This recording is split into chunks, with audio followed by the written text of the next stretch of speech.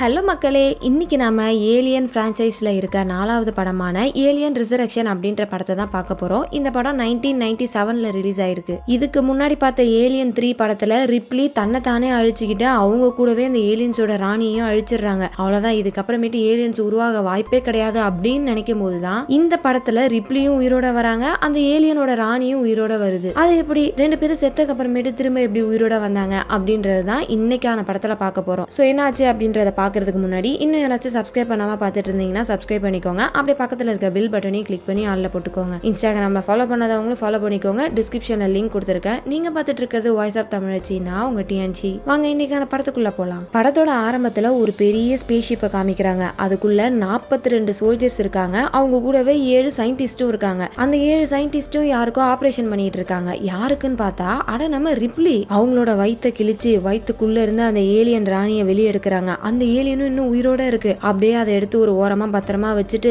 ரிப்ளியோட அந்த காயத்தை தைக்கலான்னு பார்க்கும்போது டக்குன்னு ரிப்ளி ஏஞ்சி அந்த சயின்டிஸ்டோட கையை முறுக்குறாங்க. அவரு வழியில அலறாரு. இவங்க உயிரோட இருக்கிறாங்கன்றதே பெரிய ஷாக்கு. அதை விட இப்ப ரொம்ப ஸ்ட்ராங்கா இருக்காங்க. அப்புறம் அந்த தையல் எல்லாம் போட்டுட்டு அவங்கள தனியா ஒரு இடத்துல போய் அடைச்சு வச்சிடறாங்க. கொஞ்ச நேரம் கழிச்சு ரிப்ளி கண் முழிக்கிறாங்க. அவங்களோட கையில 8 டாட்டூ போட்டிருக்கு. அதுக்கப்புறமேட்டு தான் தெரிய வருது இது உண்மையான ரிப்ளி கிடையாது, இது ஒரு குளோன். ஏபிசிடில இருந்து எல்லாத்தையும் சொல்லி கொடுத்துட்டு இருக்காங்க. அந்த இடத்துடைய ஜெனரல் கேக்குறாரு, இந்த குளோனுக்கு பழைய மெமரிஸ் எல்லாம் இல்லல்ல, எல்லாமே நார்மலா தானே இருக்கு அப்படின்னு கேட்டா, எல்லாம் நார்மலா தான் இருக்கு, பட் பழைய மெமரிஸ் அடிக்கடி கொஞ்சம் வந்துட்டு போறதுக்கு வாய்ப்பு இருக்கு அப்படின்ற மாதிரி சயின்டிஸ்ட் எல்லாம் சொல்றாங்க. அவ்வளவுதான், ஜெனரல் இந்த மாடலை தூக்கி போடுங்க, அடுத்து இன்னொரு குளோனை உருவாக்குங்கன்றாரு. ஏன்னா இதுக்கு முன்னாடி வந்த படத்துல எல்லாம் ரிப்ளி என்ன பண்ணிட்டு இருப்பாங்க, அந்த ஏலியன் பூமிக்கு போக கூடாது, எல்லா ஏலியன்ஸும் உரு தெரியாம அழிக்கணும் அப்படின்னு நினைச்சுதான் போராடிட்டு இருந்திருப்பாங்க. கடைசியா அதுல வெற்றியை அடைஞ்சிருவாங்க. அப்படிப்பட்டவங்களோட மெமரிஸ் இப்ப இந்த குளோனுக்கு வந்துச்சுன்னா இந்த குளோன் என்ன பண்ணும், மறுபடியும் ரிப்ளி மாதிரியே தான் சுத்திக்கிட்டு இருக்கும். அதனாலதான் இந்த குளோனை டிஸ்ட்ராய் பண்ணிட்டு திரும்ப ஒரு புது குளோனை உருவாக்க சொல்றாங்க. ஆனா அங்க இருக்க சயின்டிஸ்ட்லாம் எப்படியோ ஜெனரலா சமாளிச்சிடுறாங்க. இப்பதான் நம்ம அந்த ஏலியனை வெளியே எடுத்திருக்கோம், இந்த சமயம் போய் நம்ம அந்த குளோனை சாப்பிடுச்சிட்டோம்னா நம்மளுக்கு தேவையான இன்ஃபர்மேஷன் கிடைக்காது, சோ கொஞ்சம் போட்டும் பார்க்கலாம், ஏதாச்சும் கோளாறு கொடுக்குற மாதிரி இருந்தா அதுக்கப்புறம் அதை அழிச்சிக்கலாம் அப்படின்னு சொல்லிட்டு ஜெனரலா அடக்கி வச்சிடறாங்க. இப்படி இவங்க பேசிக்கிட்டே ஒரு ரூமுக்கு போறாங்க. அங்க போய் பார்த்தா அந்த ஏலியனோட ராணி ஃபுல் ஃபார்ம்ல வளர்ந்துருக்கு. அதை ஒரு ரூம்ல அடைச்சு வச்சு ஆராய்ச்சி பண்ணிக்கிட்டு இருக்காங்க.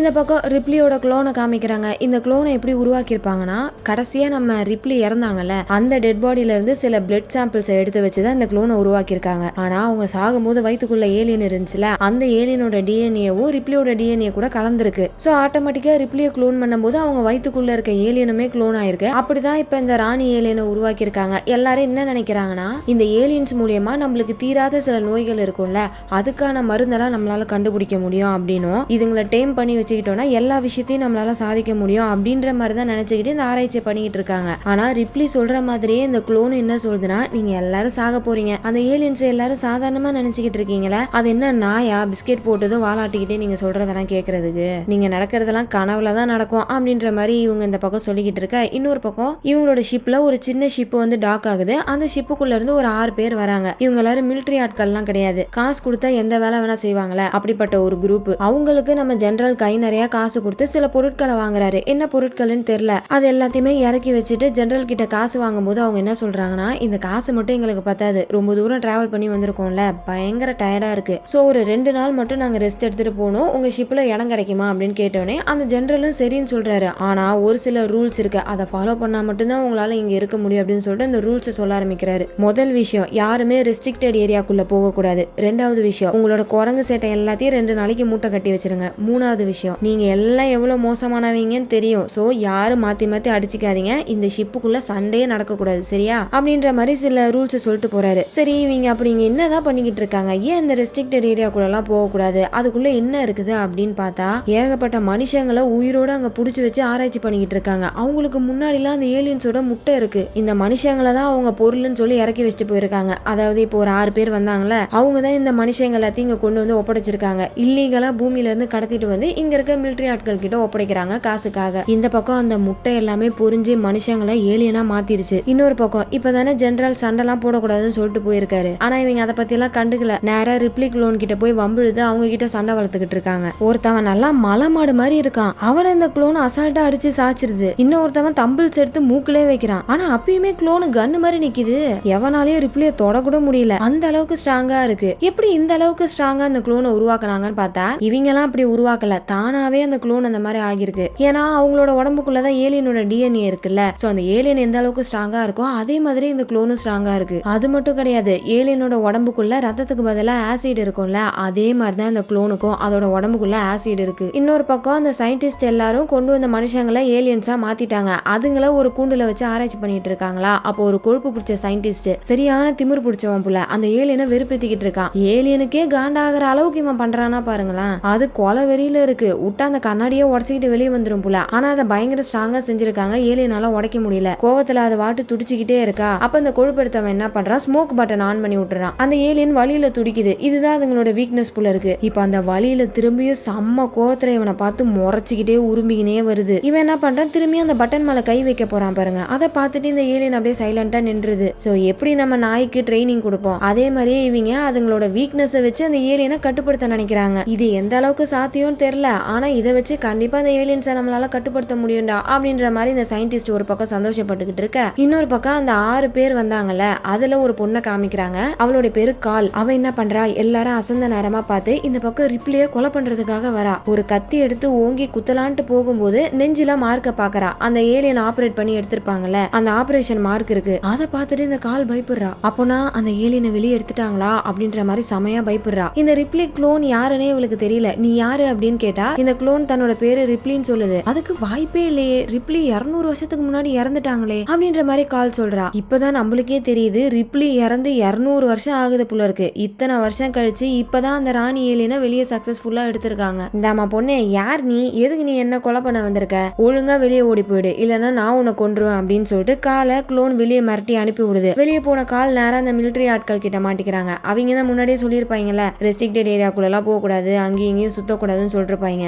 அதே மீறி கால் இப்போ உள்ள வந்ததுனால அப்படியே அவளை அலைக்கா புடிச்சிட்டு போய் அந்த டீமையே மிரட்டுறாங்க. இந்த டீம்ல ஒரு வீல் சேர்ல உட்காந்து இருக்கவர் இருப்பாரு, அவரையும் காணோம். அவர் எங்க போனாரு, நீங்க எல்லாம் ஏன் அப்படி சொல்றதை கேட்க மாட்டீங்க அப்படின்னு சொல்லிட்டு பயங்கரமா மிரட்டிட்டு இருக்காங்களா. இவங்களுக்கு கோவம் வந்துருது. நீ யார எங்களை மிரட்டுறதுக்கு அப்படின்னு சொல்லிட்டு இவங்க ஒளிச்சு வச்சிருக்க கன் எடுத்து அங்க இருக்கக்கூடிய எல்லாருமே டப்பு டப்புன்னு சுட்டு சாவடிச்சிடுறாங்க. ஒரே ஒரு சோல்ஜர், ஒரு டாக்டர், அவங்க மட்டும்தான் உயிரோட இருக்காங்க. இவங்க சொந்த டீம்ல இருக்க காலையே புடிச்சு மிரட்டுறாங்க. ஏண்டி உனக்கு வேற வேலையே இல்லையா, எதுக்கு உள்ள போன அப்படின்ற மாதிரி கேட்க, அப்ப கால் என்ன சொல்றானா, அந்த ஏலியன் மட்டும் வெளியே வந்துச்சுன்னா இங்க இருக்க யாராலையுமே தப்பிக்க முடியாது, எல்லாரும் மர்கையாதான் அப்படின்ற மாதிரி இந்த பக்கம் கால் சொல்லிக்கிட்டு இருக்க.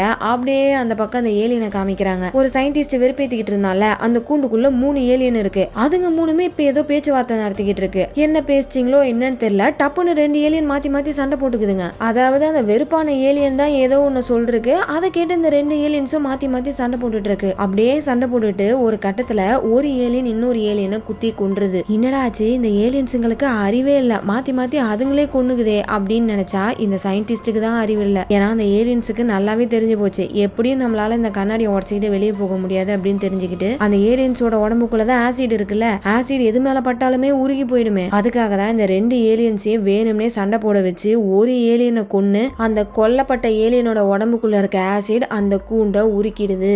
அவ்வளவுதான், சோலி முடிஞ்சு போச்சு. இந்த சயின்டிஸ்ட் எங்கடா போச்சுங்க இதுங்க அப்படின்னு எட்டி பாக்குறான். அப்படியே அவனோட மூஞ்ச புடிச்சு உள்ள எடுத்துட்டு போயிடுது. இந்த படத்தோடைய முதல் பலி ஆரம்பம். இவ்வளவு நேரம் இந்த ஏலியன்ஸை எப்படி அந்த ஸ்மோக்கை வச்சு டார்ச்சர் பண்ணிட்டு இருந்தாங்க, அதே மாதிரியே அங்க இருக்க ஒருத்தவனை இப்ப அந்த ஏலியன் சாவடிக்குது. சோ அதுங்க எந்த அளவுக்கு புத்திசாலியா இருக்குதுன்னு பாருங்க. நம்மள இப்படிதான் டார்ச்சர் பண்ணாங்க, அதே வழியா அவங்களுக்கு கொடுக்கணும்னு சொல்லிட்டு இந்த மாதிரி பண்ணிருக்கு. பயங்கர ஆக்ரோஷத்துல இருக்கு. அங்க இருக்கக்கூடிய மத்த ஏலியன்ஸ் எல்லாத்தையுமே ரிலீஸ் பண்ணிடுது. அவ்வளவுதான், ஒரு ஏலியன் தப்பிச்சாலே தாக்கு பிடிக்க முடியாது. இப்ப அங்க இருக்க ஏலியன் எல்லாமே எஸ்கேப் ஆயிடுச்சு. கண்டிப்பா நம்மளால அதுங்களை சமாளிக்க முடியாதுன்னு சொல்லிட்டு அங்க இருக்க எல்லாருமே லைஃப் போட்ல தப்பிச்சு போயிட்டு இருக்காங்க. இந்த பக்கம் ரிப்ளியை எப்பயுமே ஒரு இடத்துக்குள்ள அடைச்சு வச்சிருப்பாங்க. அதாவது குளோன்னு சொல்ல வேணாம், ஸ்டார்டிங்ல இருந்து ரிப்ளின்னு பாத்துட்டோம்ல, சோ இவங்களை ரிப்ளினே கூப்பிட்டுக்கலாம். ஆனா இது ஒரு குளோன், அதை மட்டும் மறந்துடாதீங்க. இந்த ரிப்ளியை ஒரு இடத்துல அடைச்சு வச்சிருக்காங்க. அந்த இடத்தையும் இந்த ஏலியன்ஸ் உடச்சிக்கிட்டு உள்ள வர பாக்குது. இவங்களுக்கு என்ன பண்றதுன்னு தெரியல, எப்படா தப்பிச்சு போறதுன்னு யோசிக்கிறாங்க. அப்ப அங்க இருக்க வயர்ல இவங்களோட ரத்தத்தை கொஞ்சம் போடுறாங்க. அதுதான் ஆசிட் ஆச்சு. அந்த ஆசிட் அங்க இருக்க வயரெல்லாம் உருக்கிடுது. அது மூலியமா பக்கத்துல ஒரு டோர் ஓபன் ஆகுது. டக்குன்னு அது வழியா எஸ்கேப் ஆகி ஓடிடுறாங்க. இந்த பக்கம் எல்லா லைஃப் போட்லயும் தப்பிச்சு போய்கிட்டே இருக்காங்களா. கடைசியா ஒரே ஒரு லைஃப் போட் தான் இருக்கு. அதுல தப்பிச்சு போலாமேன்னு சொல்லிட்டு எல்லாரும் உள்ள போகும்போது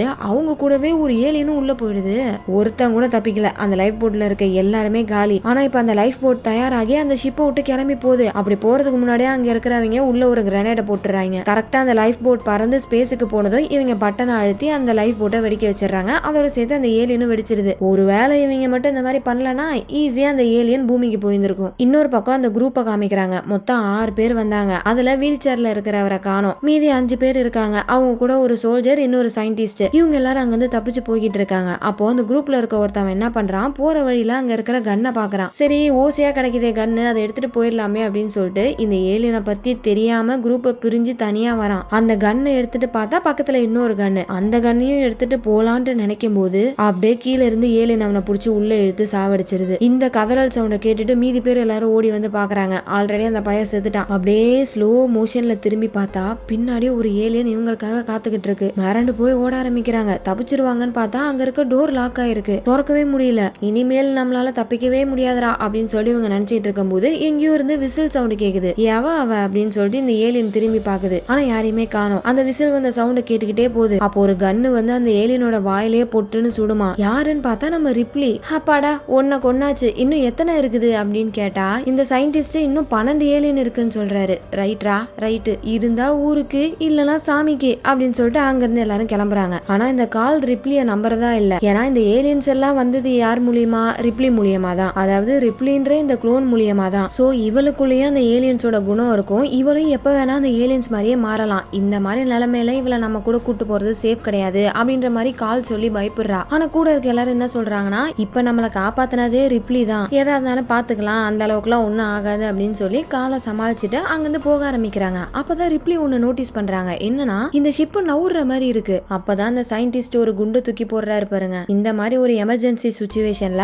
ஆட்டோமேட்டிக்கா அந்த ஷிப் பூமியை நோக்கி போற மாதிரி ப்ரோக்ராம் பண்ணிருக்காங்க. சோ இப்ப இத்தனை ஏலியன்ஸோட இந்த ஷிப் பூமியை நோக்கி போய்கிட்டு இருக்கு. ஒரிஜினல் ரிப்ளி, அதாவது மனுஷியா இருந்தாங்கல்ல, அவங்க 200 வருஷத்துக்கு முன்னாடி எது நடக்க கூடாதுன்னு போராடிக்கிட்டு இருந்தாங்களோ அந்த விஷயம் நடக்க போகுது. இன்னும் 3 மணி நேரத்துக்குள்ள இவங்க பூமிக்கு போயிடுவாங்க. சரி ஏதாச்சும் பண்ணி தடுப்போம் அப்படின்னு சொல்லிட்டு போகலான்னு பார்க்கும்போது அங்க இருக்க லிப்ட் ஆட்டோமேட்டிக்கா மேல வருது. ஒருவேளை அந்த ஏலியன் தான் வருதோ அப்படின்னு சொல்லிட்டு எல்லாரும் கன்னை பாயிண்ட் பண்ணி நிக்கிறாங்க. கதவை திறந்ததும் டப்புன்னு சுட்டுறலாமேன்னு சொல்லிட்டு டோர் ஓபன் ஆனதும் பார்த்தா அங்க இருந்து வரது வீல் சேர்ல இருக்கிறவரு. அவரும் இந்த டீம் கூட சேர்ந்துக்கிறாரு. அங்க இருந்து எல்லாரும் போக ஆரம்பிக்கிறாங்க. அப்பதான் ரிப்ளி ஒரு ரூமை பாக்குறாங்க. அந்த ரூம்ல 1 to 7 போடப்பட்டிருக்கு. என்னவா இருக்கும், உள்ள போய் பார்க்கலாமேன்னு சொல்லிட்டு ரிப்ளி போக பார்க்கும்போது இந்த சயின்டிஸ்ட் வந்து தடுக்கிறாரு. இல்ல உள்ள போகாத, வா, உனக்கு தான் ரொம்ப கஷ்டமா இருக்கும் அப்படின்னு சொல்றாரு. ஆனா இவங்க கேட்காம உள்ள போய் பாக்குறாங்க. அப்படி என்னதான் உள்ள இருக்குதுன்னு பார்த்தா நம்ம ரிப்ளி குளோன் வந்து 8வது. இதுக்கு முன்னாடி 7 வாட்டி குளோன் பண்ணி ஃபெயிலியர் ஆயிருக்கும்ல, அந்த மாடல் எல்லாத்தையும் அங்க வச்சிருக்காங்க. அதை பார்க்கும் போதே அவ்வளவு கொடூரமா இருக்கு. பாதி மனுஷன் பாதி ஏலியன், இல்ல மொத்தமா ஏலியன், இந்த மாதிரி மாறி போய் அங்க ஏகப்பட்ட குளோன் இருக்கு. அந்த மோசமான காட்சிகள் எல்லாம் பாக்குறாங்க. அப்போ 7வதா ஒரு குளோன் ஃபெயிலியர் ஆயிருக்கும்ல, அந்த குளோனுடைய கை கால மட்டும் ஏலியன் மாதிரி மாறி இருக்கு. மீதி தலை உடம்புலாம் மனுஷங்க மாதிரி இருக்கு. அதனால அந்த குளோனுக்கு பயங்கரமா வலிக்குது புள்ள, துடிச்சுக்கிட்டு இருக்கு வலியில. பேச முடியாம ரிப்ளி கிட்ட சொல்லுது, என்ன கொன்று, என்ன தயவு செய்து கொன்னுடு அப்படின்ற மாதிரி சொல்லுது. இதை பாக்குற இவங்களுக்கு வேற ஒரு மாதிரி ஆயிடுது. அந்த 7வது குளோனோட சேர்த்து அங்க இருக்கக்கூடிய எல்லா குளோனையுமே எரிச்சு தள்ளிட்டு அங்க இருந்து போயிடுறாங்க. இப்ப எந்த இடத்துக்கு வந்திருக்காங்கன்னா, அந்த மனுஷங்க எல்லாத்தையும் வச்சு எக்ஸ்பெரிமெண்ட் பண்ணாங்கல்ல அந்த இடத்துக்கு. எல்லா மனுஷங்களும் ஏலியனா மாறினாங்கல்ல, அந்த ரத்தம் எல்லாமே குழன்னு கிடக்கு. அதுக்கு நடுவுல ஒருத்தவன் உயிரோட இருக்கான். சார் நான் வேலைக்காக வேற கிரகத்துக்கு போயிட்டு இருந்தேன் சார். கிரையோ ஸ்லீப்ல தூங்குனது மட்டும் தான் கடைசியா ஞாபகம் இருக்கு. கண் முழிச்சு பார்த்தா இந்த இடத்துல இருக்கேன். நீங்களாம் யாரு, நான் எங்க வந்திருக்கேன், என்ன இடம் இது அப்படின்ற மாதிரி அந்த பையன் கேக்குறான். சோ இந்த குரூப்புக்காரங்க என்ன பண்றாங்க, பூமியில இருந்து வேற பிளானட்டுக்கு வேலைக்காக போவாங்கல்ல, அப்படி போறவங்கள கிரையோ ஸ்லீப்பிங் பாடோட திருடிட்டு வந்துடுறாங்க. அதுலதான் இவர் தப்பிச்சு உயிரோட இருந்திருக்காரு. சரி இவரையும் கூட்டிட்டு போகலாம்னு நினைக்கும் போது ரிப்ளியே அந்த பயலை மூந்து பாக்குறாங்க. பார்த்தா அந்த பயலோட உடம்புக்குள்ள ஆல்ரெடி ஒரு ஏலியன் வளர்ந்துகிட்டு இருக்கு புள்ள. சோ இவனை கூட்டு போறது சேஃப் இல்லல்ல, இவன் வயிற்றுக்குள்ள இருந்தும் கண்டிப்பா ஏலியன் வெளியே வரும், இவனை இங்கேயே கொண்டுடலாம் அப்படின்ற மாதிரி எல்லாரும் சொல்றாங்க. ஆனா கால் மட்டும் என்ன சொல்றாங்கன்னா, வேண்டாம், இவனை நம்ம கூட்டு போய் ஃப்ரீஸ் பண்ணி உடம்புக்குள்ள இருக்க ஏலியனை ஆப்ரேட் பண்ணி சேஃபா வெளியே எடுத்துட்டு இவனை காப்பாத்திரலாம் அப்படின்ற மாதிரி அங்க இருக்க எல்லாரையுமே சமாளிச்சு இப்ப அந்த பயலையும் கூட கூட்டு போறாங்க. போற வழியில மேல இருந்து தண்ணி சொட்டிக்கிட்டு இருக்கு. ஆக்சுவலா இது ஒரு கூலண்ட் ஏரியா. அங்க இருக்க தண்ணியை இந்த ஏலியன்ஸ் தான் திறந்து விட்டுருச்சா இல்ல ஆல்ரெடி லீக் ஆகிட்டு இருக்கா என்னன்னு தெரியல. இவங்க போற வழியில ஒரு கிச்சன் இருக்கு. அந்த கிச்சன் ஃபுல்லா தண்ணியால நிரம்பிருச்சு. நீச்சல் அடிச்சுட்டு தான் போகணும். வீல் சேர்ல இருக்கிறவரால நீச்சல் அடிக்க முடியாதுல. சோ என்ன ஒருத்தவன் என்ன பண்றான், அவரை முதுகுல கட்டிக்கிட்டு நீச்சல் அடிச்சுக்கிட்டே போறான். தண்ணிக்குள்ளேயும் இந்த ஏலியன்ஸ் வருமா என்ன அப்படின்ற ஒரு சந்தேகத்துல திரும்பி பார்த்தா 2 ஏலியன்ஸ் புயல் வேகத்துல இவங்களை ஃபாலோ பண்ணிட்டு வருது.